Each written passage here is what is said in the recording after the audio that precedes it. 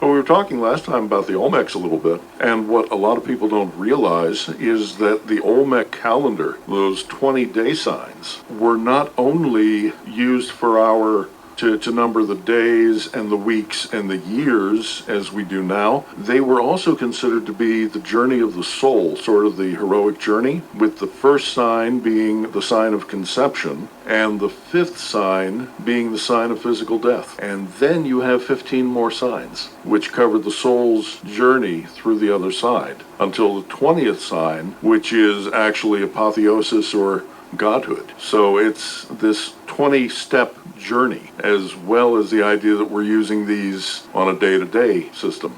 So the 20th step is, the 20th sign is, in some languages it's called Lord or deity, or it's called flower, or it's called sun. The flower that's the face of the sunflower. In Cherokee, that word can also refer to flames. So you've got that imagery, and that's the 20th. That's what we might call apotheosis, or the elevation to godhood. And one thing that occurs in the Cherokee prophecies is that in this coming age, we are supposed to go into something that what the elders in Oklahoma said, that humans will aspire to God. And it was a strange phrase, but aspire to God, which could be understood and aspire to become in better harmony with God, in complete understanding of God, which could also be, things in Cherokee like this are always ambiguous, could aspire to become God or to take over the position of God or to claim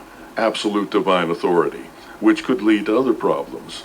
And one of my friends out there, one of the elders, said they started looking at this much, much more seriously after the human genome was decoded. And they said, oh, wait a minute, now people actually can get their own little Lego set and put together creatures. Wait a minute, this may not be good. This may be what they meant by may aspire to God, may aspire to play God.